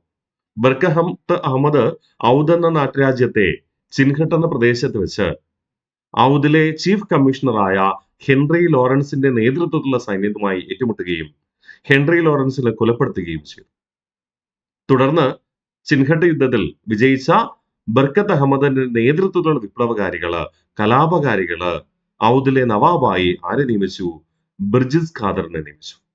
ബിർജിസ് ഖാദർ. പക്ഷേ ബിർജിസ് ഖാദർ പിന്നീട് ബ്രിട്ടീഷുകാരോട് പരാജയപ്പെടുകയാണ് കേട്ടോ. അപ്പൊ നമ്മള് സിമ്പിളായിട്ട് പഠിക്കുന്നു. ലക്നൗ, ഔദ്, ആഗ്ര എന്നിവിടങ്ങളിൽ കലാപം നയിച്ചത് ബീഗം ഹസ്രത്ത് മഹലാണ്. ബീഗം ഹസ്രത്ത് മഹൽ പരാജയപ്പെട്ടപ്പോൾ നേപ്പാളിലേക്ക് രക്ഷപ്പെട്ടു. തുടർന്ന് ഔദിലെ കലാപം നയിച്ചത് ആരായിരുന്നു? ബർക്കത്ത് അഹമ്മദ് ആയിരുന്നു. ഔദ് എന്ന നാട്ടുരാജ്യത്ത് ചിൻഹട്ട് എന്ന പ്രദേശത്ത് വെച്ച് നടന്ന യുദ്ധത്തിൽ ഔദിലെ ചീഫ് കമ്മീഷണറായ ഹെൻറി ലോറൻസിനെ അദ്ദേഹം പരാജയപ്പെടുത്തി വധിച്ചു. അപ്പൊ PSC ചോദിക്കും, 1857 വിപ്ലവ കാലഘട്ടത്ത് കൊല്ലപ്പെട്ട ഔദിലെ ചീഫ് കമ്മീഷണർ ആരാണ്? Henry Lawrence. ഔദിലെ ചീഫ് കമ്മീഷണർ ആരാണ്? Henry Lawrence. അപ്പോ ഹെൻറി ലോറൻസ് വധിക്കപ്പെട്ടു, ബ്രിട്ടീഷുകാരെ പരാജയപ്പെട്ടു. അപ്പൊ സ്വാഭാവികമായിട്ട് ആ ഭൂപ്രദേശത്തിന്റെ ഭരണം ആരേറ്റെടുത്തു? ബർക്കത്ത് അഹമ്മദിന്റെ നേതൃത്വത്തിലുള്ള കലാപകാരികൾ ഏറ്റെടുക്കുകയും തുടർന്ന് ഭരണം നടത്തുവാൻ ഔദിലെ നവാബായി ആരെ നിയമിക്കുകയും ചെയ്തു? ബിർജിസ് ഖാദറിനെ നിയമിക്കുകയും ചെയ്തു. പക്ഷേ ബിർജിസ് ഖാദറിന് അത്രയധികം അനുഭവ പരിചയമില്ല. അദ്ദേഹം പരാജയപ്പെടുകയാണ്. തുടർന്ന് ഔദിലും ജഗദീഷ്പൂരിലും ബീഹാറിലും ആറയിലും വിപ്ലവം നയിച്ചത് കൻവർ സിംഗ് അഥവാ കുൻവർ സിംഗ് ആയിരുന്നു. അപ്പൊ കൻവർ സിംഗ് എവിടേക്ക് വിപ്ലവം നയിച്ചിട്ടുണ്ട്? ഔദില്, ജഗദീഷ്പൂരില്, ബീഹാറില്, ആറയില്. PSC ഏറ്റവും കൂടുതൽ തവണ ചോദിച്ചിട്ടുള്ളത് ബീഹാറിലും ആറയിലും വിപ്ലവം നയിച്ചത് ആര്? കൻവർ സിംഗ്. ഇത് കൂടാതെ കൻവർ സിംഗ് വേറെ എവിടെയൊക്കെ പോയിട്ടുണ്ട്? ഔദിലും ജഗദീഷ്പൂരിലും. അപ്പൊ നാട്ടുരാജാക്കന്മാർ തമ്മില് ഒരു സംഘടിതമായ പ്രവർത്തനമാണ് ഉണ്ടായിരുന്നു. അതുകൊണ്ട് നമ്മൾ പറഞ്ഞേ, ബ്രിട്ടീഷുകാർക്കെതിരെ ഇന്ത്യയിൽ നടന്ന ആദ്യത്തെ സംഘടിത കലാപമായിരുന്നു 1857 വിപ്ലവം. അല്ലെ? നാട്ടുരാജാക്കന്മാർ തമ്മിൽ ഒരു ഐക്യമുണ്ടായിരുന്നു. പക്ഷേ പ്രശ്നം, ഐക്യമുണ്ടായിരുന്നു എന്ന് പറഞ്ഞാൽ കമ്മ്യൂണിക്കേഷനൊക്കെ എത്തി. കമ്മ്യൂണിക്കേഷൻ വേണ്ടി ഉപയോഗിച്ചിരുന്നത് എന്താ? താമരയും ചപ്പാത്തിയൊക്കെ ആയിരുന്നു. ഉദാഹരണത്തിന് നമ്മുടെ ബീഗം ഹസ്രത്ത് മഹൽ ഔദിലെ ഏറ്റുമുട്ടിക്കൊണ്ടിരിക്കുക. ബീഗം ഹസ്രത്ത് മഹൽ പരാജയപ്പെടുമെന്നായപ്പോ ബീഗം ഹസ്രത്ത് മഹൽ സഹായം അപേക്ഷിച്ചു. അങ്ങനെ ബീഗം ഹസ്രത്ത് മഹൽ സഹായം അപേക്ഷിച്ച സമയത്ത് ആര് വരികയാണ്? നമ്മുടെ ബർക്കത്ത് അഹമ്മദിന്റെ നേതൃത്വമുള്ള ഒരു സൈന്യം അങ്ങോട്ട് വരികയാണ്. ഈ ബർക്കത്ത് അഹമ്മദ് അങ്ങോട്ട് വരുന്നതിന് മുമ്പ് ആര് പരാജയം സംബന്ധിച്ച് പലായനം ചെയ്തു? ബീഗം ഹസ്രത്ത് മഹൽ പരാജയം സംബന്ധിച്ച് പലായനം ചെയ്തു. തുടർന്ന് ബർക്കത്ത് അഹമ്മദ് അവിടെ ചിൻഹട്ട് യുദ്ധത്തിൽ ആരെ പരാജയപ്പെടുത്തുന്നു? ഹെൻറി ലോറൻസിനെ പരാജയപ്പെടുത്തി വധിക്കുന്നു. അധികാരം സ്ഥാപിച്ച് അധികാരം ആർക്ക് കൊടുക്കുന്നു? നമ്മുടെ ബിർജിസ് ഖാൻ കൊടുക്കുന്നു. പക്ഷേ ബ്രിട്ടീഷുകാരുടെ തിരിച്ചുവരവിൽ നമ്മുടെ ബിർജിസ് ഖാദർ എന്ത് ചെയ്യുന്നു? പരാജയം സമ്മതിക്കുന്നു. പരാജയം സംബന്ധിച്ച് ഒളിച്ചോടുകയാണ്. ആ സമയത്താണ് അവിടെ ആര് വരിക? കൻവർ സിംഗ് എത്തിച്ചേരുക. ഒരുപക്ഷെ ഇവരെല്ലാവരും അവിടെ ഉണ്ടായിരുന്നുവെങ്കിൽ ഒരുമിച്ചാണ് അവിടെ എത്തിച്ചേർന്ന് ബ്രിട്ടീഷുകാർക്ക് ആക്രമണം നയിച്ചതെങ്കിൽ ബ്രിട്ടന് രണ്ടാമത് ഔദ് കീഴടക്കാൻ കഴിയുമായിരുന്നു? ഇല്ല. ഔദ് വീണ്ടെടുക്കുവാൻ ബ്രിട്ടീഷുകാർക്ക് കഴിയുമായിരുന്നില്ല. ഇവര് തമ്മിലൊരു സംഘാടനം ഉണ്ടായിരുന്നു. പക്ഷേ ആ സംഘാടനം പലപ്പോഴും സമയബന്ധിതമായി വിജയിപ്പിക്കാൻ കഴിഞ്ഞില്ല. അതാണ് ഈ വിപ്ലവത്തിൽ പരാജയത്തിനുള്ള പ്രധാന കാരണം. സമയബന്ധിതമായി വിജയിപ്പിക്കാൻ കഴിഞ്ഞില്ല. എത്തിച്ചേരാനൊക്കെ പറഞ്ഞു, അവർ എത്തിച്ചേരുമ്പോഴേക്കും ഇവർ പരാജയപ്പെട്ട് പിൻവാങ്ങുകയാണ്. ഒരുപക്ഷെ എല്ലാവരും സമയബന്ധിതമായി എത്തിച്ചേർന്നിരുന്നുവെങ്കിൽ ബ്രിട്ടീഷുകാരെ പരാജയപ്പെടുത്താൻ കഴിഞ്ഞേനെ. ഓക്കെ, മനസ്സിലായ കാര്യം. അപ്പൊ ഔധ, ജഗദീഷ്പൂർ, ബീഹാർ, ആറ എന്നിവിടങ്ങളിൽ വിപ്ലവം നയിച്ചത് ആരാണ്? കൻവർ സിംഗ് അഥവാ കുൻവർ സിംഗ് ആണ്. ഝാൻസിയിലും തുടർന്ന് ഗോളിയാറിലും ബുന്ദേൽഖണ്ഡിലും വിപ്ലവം നയിച്ചത് ഝാൻസി റാണിയാണ്. ആദ്യം ഝാൻസിയിൽ അവരെ നേതൃത്വം നൽകുന്നു. തുടർന്ന് ഗോളിയാറിലേക്ക് പലായനം ചെയ്യുന്നു. അവിടെ ഗോളിയാറിലേക്ക് താന്തിയ തോപ്പിയുടെ സൈന്യത്തെ വിളിച്ചു വരുത്താൻ ആര് ശ്രമിച്ചു? ഝാൻസി റാണി ശ്രമിച്ചു. പക്ഷേ ഗോളിയോറിലേക്ക് നമ്മുടെ താന്തിയ തോപ്പിയുടെ സൈന്യം എത്തുന്നതിന് മുൻപ് ഝാൻസി റാണിയുടെ സൈന്യം ഒരുപാട് പേര് കൊല്ലപ്പെടുന്നു. അങ്ങനെ ഝാൻസി റാണി അവിടെ നിന്ന് പിൻവാങ്ങുന്നു. തുടർന്ന് ബുന്ദേൽഖണ്ഡിലേക്ക് എത്തിച്ചേരുന്നു. ബുന്ദേൽഖണ്ഡിൽ വെച്ച് ബ്രിട്ടീഷുകാരുമായി യുദ്ധത്തിൽ ഏർപ്പെടുന്നു. വീണ്ടും ബുന്ദേൽഖണ്ഡിൽ പരാജയം അടുത്തു വന്ന് വരുമ്പോൾ വീണ്ടും ഝാൻസി റാണി ഗോളിയോറിലേക്ക് തിരിച്ചു വരുന്നു. താന്തിയ തോപ്പി എത്തി എന്ന അർത്ഥത്തിൽ. അങ്ങനെ ഗോളിയോറിൽ വെച്ച് ആര് കൊല്ലപ്പെടുകയാണ്? ഝാൻസി റാണി കൊല്ലപ്പെടുകയാണ്. അപ്പോ ഇവർക്ക് തമ്മിൽ കമ്മ്യൂണിക്കേഷൻ ഉണ്ട്. പക്ഷെ സമയബന്ധിതമായി പറയുന്ന സമയത്ത് ഇവർക്ക് എത്തിച്ചേരാൻ കഴിഞ്ഞില്ല. അത് ആരുടെ വിജയമാണ്? ബ്രിട്ടീഷുകാരുടെ. കാരണം ഈ സൈന്യം ഇവിടെ എത്തുന്നു എന്ന് രഹസ്യാന്വേഷണം ലഭിക്കുമ്പോൾ ആ എത്തിച്ചേർന്ന സൈന്യത്തെ അവിടെ പോയി ആക്രമിക്കുന്ന രീതിയാണ് ആര് പിന്തുടർന്നത്? ബ്രിട്ടീഷുകാർ. മനസ്സിലായോ? അപ്പോൾ ഝാൻസിയിലും ഗോളിയോറിലും ബുന്ദേൽഖണ്ഡിലും വിപ്ലവത്തിന് ആര് നേതൃത്വം നൽകിയിട്ടുണ്ട്? ഝാൻസി റാണി. ഫിറോസാബാദില് നേതൃത്വം നൽകിയത് മൗലവി അഹമ്മദ് ഷാ. ഝാൻസി റാണിയെ കുറിച്ച് വിശദമായി നമ്മൾ പിന്നീട് പഠിക്കും കേട്ടോ, അവരുടെ വ്യക്തിപ്രഭാവത്തെ കുറിച്ച്. ഇപ്പൊ തൽക്കാലം സ്ഥലവും നേതാവും നമ്മൾ പഠിച്ചു എന്ന് മാത്രം. ബറേലി, രോഹിൽഖണ്ഡ് എന്നിവിടങ്ങളില് ഖാൻ ബഹദൂർ ഖാൻ. ആരാണ്? ഖാൻ ബഹദൂർ ഖാൻ. ഫിറോസാബാദില് മൗലവി അഹമ്മദ് ഷാ, ബറേലിയിലും രോഹിൽഖണ്ഡിലും ഖാൻ ബഹദൂർ ഖാൻ. രാജസ്ഥാനിലെ കോട്ട ഉൾപ്പെടുന്ന ഭൂപ്രദേശത്ത്, കോട്ട സ്ഥലത്തിന്റെ പേരാണ് കേട്ടോ, രാജസ്ഥാനിലെ കോട്ടയില് ലാലാ ജയ്ദാൽ. ആരാണ്? ലാലാ ജയ്ദാൽ. കുളുവില് രാജാ പ്രതാപ് സിംഗ്. അപ്പൊ 1857 വിപ്ലവ കാലഘട്ടത്ത് നേതൃത്വം നൽകിയ സ്ഥലങ്ങളും നേതാക്കളും: ഔധ്, ജഗദീഷ്പൂർ, ബീഹാർ, ആറ എന്നിവിടങ്ങളിൽ കൻവർ സിംഗ്. ഝാൻസി, ഗോളിയോർ, ബുന്ദേൽഖണ്ഡ് എന്നിവിടങ്ങളിൽ ഝാൻസി റാണി. ഫിറോസാബാദില് മൗലവി അഹമ്മദ് ഷാ. ബറേലി, രോഹിൽഖണ്ഡ് എന്നിവിടങ്ങളിൽ ഖാൻ ബഹദൂർ ഖാൻ. രാജസ്ഥാനിലെ കോട്ടയില് ലാലാ ജയ്ദ. കുളുവില് രാജാ പ്രതാപ് സിംഗ്. ഒന്നുകൂടെ നമുക്ക് റിവിഷൻ ചെയ്യാമോ? തൊട്ട് മുമ്പിലത്തെ സ്ലൈഡ്. ലക്നൗ, ഔധ്, ആഗ്ര എന്നിവിടങ്ങളിൽ ബീഗം ഹസ്രത് മഹൽ പരാജയപ്പെട്ടതിനെ തുടർന്ന് നേപ്പാളിലേക്ക് രക്ഷപ്പെട്ടു. ഔധിലെ ചിൻഹട്ടി യുദ്ധത്തിൽ കൊല്ലപ്പെട്ട ഔധിലെ ചീഫ് കമ്മീഷണർ ആയിരുന്നു ഹെൻറി ലോറൻസിനെ പരാജയപ്പെടുത്തി വധിച്ചത് ആരാണ്? ചിൻഹട്ടി യുദ്ധത്തിൽ പരാജയപ്പെടുത്തി വധിച്ചത് ബർക്കത്ത് അഹമ്മദ് ആയിരുന്നു. തുടർന്ന് ചിൻഹട്ടി യുദ്ധത്തിലൂടെ ഔധിന്റെ ഭരണം ഏറ്റെടുത്ത വിപ്ലവകാരികൾ ഔധിലെ നവാബായി ആരെ നിയമിച്ചു? ബ്രിജിസ് ഖാദറിനെ നിയമിച്ചു. പക്ഷെ ബ്രിജിത് ഖാദറും പരാജയം സംബന്ധിച്ചു. ഔധ, ജഗദീഷ്പൂർ, ബീഹാർ, ആറ എന്നിവിടങ്ങളിൽ വിപ്ലവത്തിന് നേതൃത്വം നൽകിയത് കൻവർ സിംഗ് ആണ്. ഝാൻസി, ഗോളിയോർ, ബുന്ദേൽഖണ്ഡ് എന്നിവിടങ്ങളിൽ വിപ്ലവം നയിച്ചത് ഝാൻസി റാണിയും. ഫിറോസാബാദില് മൗലവി അഹമ്മദ് ഷാ. ബറേലി, രോഹിൽഖണ്ഡ് എന്നിവിടങ്ങളിൽ ഖാൻ ബഹദൂർ ഖാൻ. ഓക്കെ അല്ലേ? പിന്നെ രാജസ്ഥാനിലെ കോട്ടയിൽ നേതൃത്വം നൽകിയത് ലാല ജയ്ദാൽ ആണ്. കുളുവിലെ നേതൃത്വം നൽകിയത് രാജാ പ്രതാപ് സിംഗും. ഇനിയും കുറച്ച് സ്ഥലങ്ങളുണ്ട്, നോക്കാം. ഫൈസാബാദില് മൗലവി അഹമ്മദുള്ള. ഔധ് മേഖലയെ കലാപത്തിന്റെ വിളക്കുമാടമെന്നറിയപ്പെടുന്നത് മൗലവി അഹമ്മദുള്ളയാണ്. ഔധ് ഭൂപ്രദേശത്ത് ഔധ് അല്ലെങ്കിൽ അവധ് മേഖലയില് വിപ്ലവത്തിന് വേണ്ടിയിട്ട്, കലാപത്തിന് വേണ്ടിയിട്ട് സൈനികരെ ഏകീകരിക്കാൻ ശ്രമിച്ചു എന്ന അർത്ഥത്തിലാണ് മൗലവി അഹമ്മദുള്ളയെ എന്തെന്ന് വിളിക്കുക? അവധ് മേഖലയിലെ കലാപത്തിന്റെ വിളക്കുമാടം എന്ന് വിളിക്കുക. ഇദ്ദേഹം സഞ്ചരിക്കുമ്പോൾ ചെണ്ട കൊട്ടുന്ന അനുയായികൾ കൂടെ ഇദ്ദേഹത്തിന്റെ പോവായിരുന്നു. ഇയാളെ പല്ലക്കിലാണ് സഞ്ചരിക്കുക. പല്ലക്കിൽ സഞ്ചരിക്കുമ്പോൾ ഈ ഭരണാധികാരി വരുന്നു എന്ന് ജനങ്ങളെ അറിയിക്കുന്നതിന് വേണ്ടി ചെണ്ട കൊട്ടുന്നവരെ കൂടെ പോകുമായിരുന്നു. അതുകൊണ്ട് ജനങ്ങൾ ഇയാളെ എന്തെന്ന് വിളിച്ചിരുന്നു? ഡങ്കഷാ എന്ന് വിളിച്ചു. ഡങ്കഷാ എന്ന വാക്കിന്റെ അർത്ഥം ചെണ്ട കൂടെയുള്ള മൗലവി. ഡങ്കഷാ എന്നറിയപ്പെടുന്ന ആരാണ്? മൗലവി അഹമ്മദുള്ളയാണ്. മുറാദാബാദില് വിപ്ലവത്തിന് നേതൃത്വം നൽകിയത് അബ്ദുൾ അലി ഖാൻ ആണ്. അലഹാബാദിൽ നേതൃത്വം നൽകിയത് ലിയാഖത്ത് അലിയും. ലിയാഖത്ത് അലി ഖാൻ വേറൊരു ആളുണ്ട്, അയാളല്ല, ഇത് ലിയാഖത്ത് അലി ഖാൻ എഴുതരുതേ കേട്ടോ. ഒരു സ്വാതന്ത്ര്യ സമര സേനാനിയാണ് ലിയാഖത്ത് അലി ഖാൻ എന്ന് പറയുന്നത്. അത് നമ്മൾ ദേശീയ പ്രസ്ഥാനം പഠിക്കുമ്പോൾ പഠിക്കും. ഇത് ലിയാഖത്ത് അലി എന്ന വിപ്ലവകാരി. ഓക്കെ, അപ്പൊ ഫൈസാബാദില് മൗലവി അഹമ്മദുള്ള, ഔദ് മേഖലയിലെ കലാപത്തിന്റെ വിളക്കുമാടമെന്നറിയപ്പെടുന്നത് മൗലവി അഹമ്മദുള്ളയാണ്. ഡങ്കഷാ എന്നറിയപ്പെടുന്നത് മൗലവി അഹമ്മദുള്ളയുടെ, കാരണം അദ്ദേഹം പല്ലക്കിൽ സഞ്ചരിക്കുമ്പോൾ പല്ലക്കിൽ താൻ വരുന്നു എന്ന് ജനങ്ങളെ അറിയിക്കുന്നതിന് വേണ്ടി ചെണ്ട കൊട്ടുന്നവരെ കൂടെ അദ്ദേഹത്തോടെ സഞ്ചരിക്കുമായിരുന്നു. ആ അർത്ഥത്തിലാണ് ഇദ്ദേഹം ഡങ്കഷാ എന്നറിയപ്പെടുക. മുറാദാബാദില് വിപ്ലവത്തിന് നേതൃത്വം നൽകിയത് അബ്ദുൽ അലി ഖാനാണ്. അലഹാബാദിൽ നേതൃത്വം നൽകിയത് ലിയാഖത്ത് അലി. ഓക്കെ, ഒന്നുകൂടെ നമുക്ക് റിവിഷൻ ചെയ്യാം. കുറെ വിപ്ലവ കേന്ദ്രങ്ങളുണ്ട്, അവിടുത്തെ നേതാക്കളുമുണ്ട്. വിപ്ലവ കാലഘട്ടത്ത് കോൾ ഗോത്രവർഗക്കാരുടെ പ്രക്ഷോഭത്തിന് നേതൃത്വം നൽകിയത് ആരായിരുന്നു? ഗോനു എന്ന ഗോത്ര നേതാവ്. ഏറ്റവും കൂടുതൽ കലാപ കേന്ദ്രങ്ങൾ ഉണ്ടായിരുന്നത് ഉത്തർപ്രദേശിലായിരുന്നു.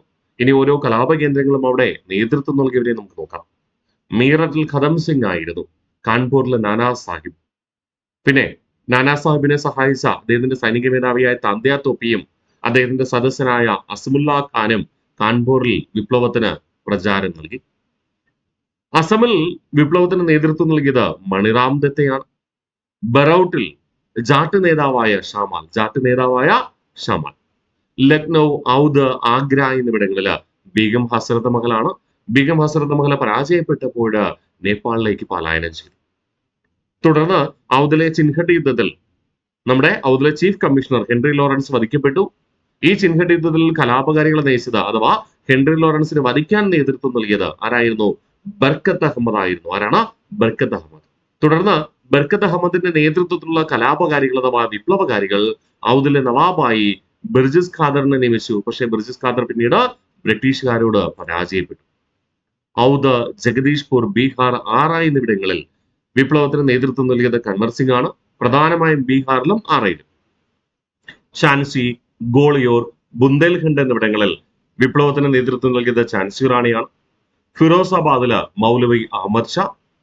ബറേലി, രോഹിൽഖണ്ഡ് എന്നിവിടങ്ങളിൽ കലാപം നയിച്ചത് ഖാൻ ബഹദൂർ ഖാനാണ്. ബറേലിയിൽ, രോഹിൽഖണ്ഡ് എന്നിവിടങ്ങളിൽ കലാപം നയിച്ചത് ഖാൻ ബഹദൂർ ഖാനാണ്. രാജസ്ഥാനിലെ കോട്ട എന്ന സ്ഥലത്ത് വിപ്ലവം നയിച്ചത് ലാല ജയ്ദാലാണ്. വിനോദസഞ്ചാര പ്രാധാന്യമുള്ള കുളുവിൽ വിപ്ലവത്തിന് നേതൃത്വം നൽകിയത് രാജാ പ്രതാപ് സിംഗ്. ഫൈസാബാദില് മൗലവി അഹമ്മദുള്ള. ഔദ് മേഖലയിലെ കലാപത്തിന്റെ വിളക്കുമാടമെന്നറിയപ്പെടുന്നത് ഈ മൗലവി അഹമ്മദുള്ള തന്നെ. മൗലവി അഹമ്മദുള്ള സഞ്ചരിക്കുമ്പോൾ ജനങ്ങളെ അറിയിക്കുന്നതിന് വേണ്ടി അദ്ദേഹത്തോടൊപ്പം ചെണ്ട കൊട്ടുന്നവർ കൂടെ പോകുമായിരുന്നു. അതുകൊണ്ട് ജനങ്ങൾ അദ്ദേഹത്തെ ഡങ്കഷാ എന്നാണ് വിശേഷിപ്പിക്കുക. മുറാദാബാദില് വിപ്ലവത്തിന് നേതൃത്വം നൽകിയത് അബ്ദുൽ അലി ഖാനാണ്. അലഹാബാദിൽ നേതൃത്വം നൽകിയത് ലിയാഖത്ത് അലി. ഓർമ്മിച്ചേക്കാമോ? അപ്പൊ പഠിച്ചുറപ്പിച്ചു എന്ന് കരുതട്ടെ. അപ്പോ പ്രധാനപ്പെട്ട കലാപ കേന്ദ്രങ്ങളും അവിടെ നേതൃത്വം നൽകിയ വിപ്ലവകാരികളെയുമാണ് നമ്മൾ ഇന്നേ ദിവസം ഈ ക്ലാസ്സിലൂടെ പഠിച്ചത്. ഓക്കെ, അടുത്ത ദിവസം ഞാനിവിടെ പറഞ്ഞു, നമ്മുടെ കാൺപൂരിലെ നേതൃത്വം നൽകിയ നാനാ സാഹിബ്, അദ്ദേഹത്തിന്റെ സൈനിക മേധാവിയായ താന്ത്യ തോപ്പി, ഇവരെ കുറിച്ച് വിശദമായി പഠിക്കാനുണ്ട്. കൂടാതെ ഝാൻസി റാണിയെ കുറിച്ച് ആധികാരികമായി പഠിക്കാനുണ്ട്. അത് നമ്മൾ അടുത്ത ക്ലാസ്സിൽ പഠിച്ചുറപ്പിക്കും. ഓക്കെ, ഇതിൽ ഏറ്റവും കൂടുതൽ നമുക്ക് പഠിക്കേണ്ടി വരിക ഈ 3 പേരിൽ ഝാൻസി റാണിയാണ്. അത് നമ്മൾ അടുത്ത ക്ലാസ്സിൽ പഠിച്ചുറപ്പിക്കും. അത് കഴിഞ്ഞതിന് ശേഷം ഈ 1857 കലാപത്തിന്റെ റിസൾട്ട് എന്തായിരുന്നു, ഫലം എന്തായിരുന്നു, 1857 കലാപത്തെ വിശേഷിപ്പിച്ച കുറെ ചരിത്രകാരന്മാരുണ്ട്. 1857 വിപ്ലവത്തെ ആസ്പദമാക്കി പുസ്തകങ്ങൾ എഴുതിയ കുറെ ചരിത്രകാരന്മാരുണ്ട്. അതെല്ലാം നമ്മൾ അത് കഴിഞ്ഞ് പഠിച്ചുറപ്പിക്കും. അപ്പോ ഇതുവരെയുള്ള കാര്യങ്ങൾ കൃത്യമായി പഠിച്ചു വരിക, എങ്കിൽ മാത്രമേ നമുക്ക് കൃത്യമായിട്ട് ഓർമ്മ പുതുക്കാനായിട്ട് കഴിയുകയുള്ളൂ. അപ്പൊ നമ്മൾ ഇന്ന് പഠിച്ച കാര്യങ്ങൾ പൂർണ്ണമായിട്ടൊന്ന് റിവിഷൻ ചെയ്ത് ഉറപ്പിച്ചാലോ? ഓക്കെ, ഇതുകൊണ്ടാണ് നമ്മളിന്ന് പഠിച്ചത്. 1857 വിപ്ലവ കാലഘട്ടത്ത് ബ്രിട്ടീഷ് രാജ്ഞി ആരായിരുന്നു? വിക്ടോറിയ ആയിരുന്നു. ബ്രിട്ടീഷ് പ്രധാനമന്ത്രി ആരാണ്? പാമേഴ്സൺ പ്രഭു. ബ്രിട്ടീഷ് ഇന്ത്യയുടെ ഗവർണർ ജനറൽ കാനിംഗ് പ്രഭു ആണ്. ബ്രിട്ടീഷ് ഇന്ത്യയുടെ സൈനിക തലവനായിരുന്നത് കൊളിൻ ക്യാമ്പലും. ബ്രിട്ടീഷ് ഇന്ത്യ സൈനിക അനുപാതം എന്ന് പറയുന്നത് 1:6 ആയിരുന്നു. 1857 കലാപത്തിന്റെ പ്രതീകമായി കണക്കാക്കുന്നത് താമരപ്പൂവും ചപ്പാത്തിയും. കലാപത്തിന്റെ വന്യവയോധികൻ എന്നറിയപ്പെടുന്നത് ആരാണ്? കൻവർ സിംഗ് ആണ്. ഓക്കെ അല്ലേ? ദെൻ കലാപത്തിന്റെ അംബാസിഡർ എന്നറിയപ്പെടുന്നത് അസമുല്ല ഖാനാണ്. വിപ്ലവത്തിന്റെ രാഷ്ട്രീയ പ്രചാരകൻ എന്നറിയപ്പെടുന്നത് അസമുല്ല ഖാൻ തന്നെ. വിപ്ലവത്തിന്റെ പ്രവാചകൻ എന്നറിയപ്പെടുന്നത് അസിമുല്ല ഖാൻ. ഈ വിപ്ലവത്തിന്റെ ബുദ്ധികേന്ദ്രം എന്നറിയപ്പെടുന്നത് നാനാ സാഹിബ്. സെറ്റാണേ. കലാപം പൊട്ടിപ്പുറപ്പെടാനുണ്ടായ പ്രധാന കാരണം, മറ്റു കാരണങ്ങൾ നമ്മൾ കഴിഞ്ഞ ക്ലാസ്സിൽ പഠിച്ചു അല്ലെ. പൊട്ടിപ്പുറപ്പെടാനുണ്ടായ തീപ്പൊരി പ്രധാന കാരണം എന്താണ്? മൃഗക്കൊഴുപ്പ് പുരട്ടിയ തിരകൾ നിറച്ച എൻഫീൽഡ് തോക്കുകൾ ഉപയോഗിക്കുവാൻ ഇന്ത്യൻ സൈനികർ നിർബന്ധിച്ചത്. ഇന്ത്യൻ സൈനികർ എന്തുകൊണ്ടാണ് ഉപയോഗിക്കില്ല എന്ന് വാശി പിടിച്ചത്? കാരണം പന്നിയുടെയും പശുവിന്റെയും കൊഴുപ്പ് ഉപയോഗിച്ചു. എന്തിനു വേണ്ടി? ആ തിരകള് ലൂബ്രിക്കന്റ് ആയിട്ട് പന്നിയുടെയും പശുവിന്റെയും കൊഴുപ്പ് ഉപയോഗിച്ചു എന്ന ആശയം പ്രചരിക്കപ്പെട്ടു. കൂടാതെ പന്നിയുടെയും പശുവിന്റെയും എല്ലിന്റെ പൊടി ഇന്ത്യൻ ശിപായിമാരുടെ ഭക്ഷണമായ ഗോതമ്പ് മാവിൽ കലർത്തി എന്ന ആശയവും പ്രചരിക്കപ്പെട്ടു. മംഗൾ പാണ്ഡെ അഡ്ജൂട്ടന്റ് ബോഗിനെ കൊലപ്പെടുത്തിയത് 1887 മാർച്ച് 29. യഥാർത്ഥത്തിൽ മംഗൾ പാണ്ഡെ കൊലപ്പെടുത്താൻ ശ്രമിച്ചതാരെ ജെയിംസ് ഹ്യൂസനെ. വെടിയുതിർത്തു. വെടികൊണ്ടതാർക്ക? ഹെൻറി ബോഗനായിരുന്നു. 34ാം ബംഗാൾ തദ്ദേശീയ കാലാൾപ്പടയിൽ അംഗമായിരുന്നു മംഗൾ പാണ്ഡെ. മംഗൾ പാണ്ഡെയെ തൂക്കിലേറ്റാൻ ഉത്തരവ് നൽകിയത് ജോൺ ഹേസി. അത് പ്രകാരം മംഗൾ പാണ്ഡെ തൂക്കിലേറ്റപ്പെട്ടത് 1857 ഏപ്രിൽ 8 ഇവിടെ വെച്ച് ബരക്പൂരിൽ വെച്ച്. ഇതും നമ്മുടെ ശിപായിമാരായ ഇന്ത്യൻ സൈനികരുടെ ഇടയിൽ പ്രതിഷേധമുണ്ടാക്കി. 1887 മെയ് 10 മീററ്റിൽ വിപ്ലവം പൊട്ടിപ്പുറപ്പെട്ടു. വിപ്ലവകാരികൾ കണക്കാക്കി ബ്രിട്ടീഷ് ആധിപത്യത്തിന് മുമ്പ് ഇന്ത്യയിൽ ഭരണം നടത്തിയത് മുഗൾ സാമ്രാജ്യമായിരുന്നു. മുഗൾ ഭരണാധികാരിയെ ബേദൂർ ഷാ രണ്ടാമനെ കണ്ട് വിപ്ലവത്തിന് നേതൃത്വം ഏറ്റെടുക്കാമെന്ന് ആവശ്യപ്പെടാം. അങ്ങനെ മീററ്റിൽ നിന്ന് ഇവര് ഡൽഹിയിലേക്ക് മാർച്ച് പാസ്റ്റ് നടത്തി. മാർച്ച് പാസ്റ്റ് നടത്തിയപ്പോൾ ഇവർ മുഴക്കിയ ഗാനമായിരുന്നു, അതായത് ഇവരുടെ ക്ഷീണം മറക്കുന്നതിന് വേണ്ടി മുഴക്കിയ ഗാനമായിരുന്നു ഹം ഹേ ഇസ്കാ മാലിക്, അതായത് നമ്മളാണ് ഇന്ത്യയുടെ ഉടമസ്ഥർ എന്നർത്ഥം. ഈ ഗാനം രചിച്ചത് അസിമുല്ല ഖാൻ ആയിരുന്നു. 1857 മെയ് 11 ഡൽഹിയിലെത്തിയ വിപ്ലവകാരികൾ ഡൽഹിയിലെ ബ്രിട്ടീഷ് സൈനിക പോസ്റ്റുകൾ ആക്രമിച്ചു കീഴടക്കി. തുടർന്ന് വിപ്ലവകാരികൾ ബഹദൂർ ഷാ രണ്ടാമനെ സമീപിക്കുകയും അദ്ദേഹത്തെ ഇന്ത്യയുടെ ചക്രവർത്തിയായി പ്രഖ്യാപിച്ച് വിപ്ലവം ഏറ്റെടുക്കാൻ ആവശ്യപ്പെടുകയും ചെയ്തു. അങ്ങനെ ഡൽഹിയിൽ വിപ്ലവം നയിച്ചത് ആരൊക്കെ? ബഹദൂർ ഷാ രണ്ടാമനും കൂടാതെ വിപ്ലവകാരികളുടെ, അതായത് ശിപായിമാരുടെ തലവനായി ജനറൽ ഫത്ത് ഖാനും.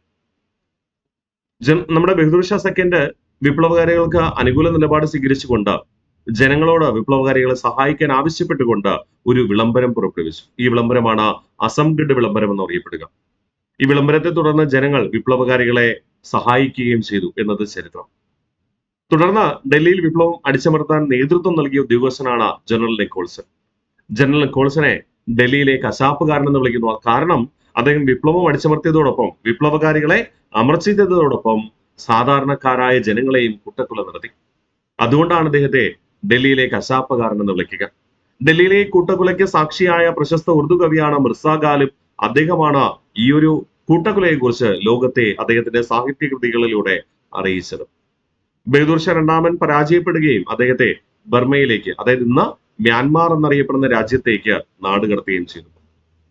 വിപ്ലവകാലത്ത് കോൾ ഗോത്രവർഗക്കാരുടെ പ്രക്ഷോഭത്തിന് നേതൃത്വം നൽകിയത് ഗോനു എന്ന ഗോത്രത്തലവൻ. ഇന്ത്യയിൽ ഏറ്റവും കൂടുതൽ കലാപ കേന്ദ്രങ്ങൾ ഉണ്ടായിരുന്നത് യുണൈറ്റഡ് പ്രൊവിൻസിൽ അഥവാ ഉത്തർപ്രദേശിലായിരുന്നു. ഇനി കലാപ കേന്ദ്രങ്ങളും നേതാക്കളെയും നമുക്ക് പരിചയപ്പെടാം. മീററ്റിൽ വിപ്ലവത്തിന് നേതൃത്വം നൽകിയത് കദം സിംഗ് ആണ്. കാൺപൂരിലെ നാനാ സാഹിബിനെ സഹായിക്കുവാൻ അദ്ദേഹത്തിന്റെ സൈനിക മേധാവിയായ താന്തിയ തോപ്പിയും സദസ്യനായ അസമുല്ല ഖാനുമുണ്ട്. അസമിൽ മണിറാം ദത്ത, ബറൌട്ടിൽ ജാട്ട് നേതാവായ ഷാമാൽ, ലക്നൗ, ഔദ്, ആഗ്ര എന്നിവിടങ്ങളിൽ വിപ്ലവത്തിന് നേതൃത്വം നൽകിയത് ബീഗം ഹസ്രത്ത് മഹലാണ്. ബീഗം ഹസ്രത്ത് മഹൽ പരാജയപ്പെട്ടതിനെ തുടർന്ന് നേപ്പാളിലേക്ക് പലായനം ചെയ്തു. ഔദിലെ ചിൻഹഡ് യുദ്ധത്തിൽ കൊല്ലപ്പെട്ട ഔദിലെ ചീഫ് കമ്മീഷണർ ആയിരുന്നു ഹെൻറി ലോറൻസ്. ഹെൻറി ലോറൻസിനെ പരാജയപ്പെടുത്തി വധിച്ചത് ചിൻഹഡ് യുദ്ധത്തിൽ കലാപകാരികൾക്ക് നേതൃത്വം നൽകിയ ബർക്കത്ത് അഹമ്മദ്. തുടർന്ന് ബർക്കത്ത് അഹമ്മദിന്റെ നേതൃത്വത്തിലുള്ള കലാപകാരികൾ എന്ത് ചെയ്തു? ഔദിലെ നവാബായി ബ്രിജിസ് ഖാദറിനെ നിയമിച്ചു. ബ്രിട്ടീഷുകാര് ബ്രിജിസ് ഖാദറിനെ പരാജയപ്പെടുത്തുകയും ചെയ്തു. ഔദ്, ജഗദീഷ്പൂർ, ബീഹാർ, ആറ എന്നിവിടങ്ങളിൽ നേതൃത്വം നൽകിയത് കൻവർ സിംഗ് അഥവാ കുൻവർ സിംഗ് ആയിരുന്നു. ഷാൻസി, ഗോളിയോർ, ബുന്ദേൽഖണ്ഡ് എന്നിവിടങ്ങളിൽ വിപ്ലവം നയിച്ചത് ഷാൻസി റാണിയാണ്. ഫിറോസാബാദിൽ വിപ്ലവം നയിച്ചത് മൗലവി അഹമ്മദ് ഷാ. ബറേലി, രോഹിൽഖണ്ഡ് എന്നിവിടങ്ങളിൽ വിപ്ലവം നയിച്ചത് ഖാൻ ബഹദൂർ ഖാൻ. രാജസ്ഥാനിലെ കോട്ടയിൽ വിപ്ലവം നയിച്ചത് ലാല ജയ്ദാലാണ്. കുളുവിൽ വിപ്ലവത്തിന് നേതൃത്വം നൽകിയത് രാജ പ്രതാപ് സിംഗ്. ഫൈസാബാദിൽ വിപ്ലവം നയിച്ചത് മൗലവി അഹമ്മദുള്ള. ഔദ് മേഖലയിലെ കലാപത്തിന്റെ വിളക്കുമാണമെന്നറിയപ്പെടുന്നത് മൗലവി അഹമ്മദുള്ളയാണ്. കാരണം ഔദ് മേഖലയില് സൈനികരെ എത്തിക്കുവാൻ വേണ്ടി പരിശ്രമിച്ചത് മൗലവി അഹമ്മദുള്ളയാണ്. പക്ഷേ ഔദ് മേഖല മോചിപ്പിക്കാൻ അഹമ്മദുള്ളയുണ്ട് സാധിച്ചില്ല എന്നത് വാസ്തവം. ചെണ്ട കൂടെയുള്ളവൻ എന്ന അർത്ഥത്തിൽ ഡങ്കഷാ എന്നറിയപ്പെടുന്നത് മൗലവി അഹമ്മദുള്ള തന്നെ. മുറാദാബാദിലെ വിപ്ലവത്തിന് നേതൃത്വം നൽകിയത് അബ്ദുൾ അലി ഖാനാണ്. അലഹാബാദിൽ വിപ്ലവത്തിന് നേതൃത്വം നൽകിയത് ലിയാഖത്ത് അലിയും. സെറ്റാണേ. അപ്പൊ നമ്മളിന്ന് പ്രധാനമായും പഠിച്ചത് വിപ്ലവത്തിന്റെ ആരംഭത്തെക്കുറിച്ച് പഠിച്ചു. പ്രധാനപ്പെട്ട വിപ്ലവ കേന്ദ്രങ്ങളും നേതാക്കളും റിവിഷൻ ചെയ്ത് ഉറപ്പിക്കുകയും ചെയ്തു. അപ്പൊ പ്രിയ വിദ്യാർത്ഥികൾ ഇത്രയും പഠിച്ചിട്ട് വരും എന്ന് ഞാൻ കരുതിക്കോട്ടെ. ഞാൻ നിങ്ങളോട് സൂചിപ്പിച്ച അടുത്ത ക്ലാസ്സിൽ നമ്മൾ പ്രധാനമായും 3 പ്രധാന വിപ്ലവകാരികളെ കുറിച്ച് പഠിക്കും. നാനാ സാഹിബ്, അദ്ദേഹത്തിന്റെ സൈനിക മേധാവിയായ താന്തിയ തോപ്പി, പിന്നെ ഝാൻസി റാണി. വിപ്ലവത്തിന്റെ അവസാനം എങ്ങനെയായിരുന്നു എന്ന കാഴ്ചപ്പാട്. ഓക്കെ, അപ്പൊ ഇത്രയും കൃത്യമായി പഠിച്ചു വരിക. അടുത്ത ക്ലാസ്സിൽ കാണാം.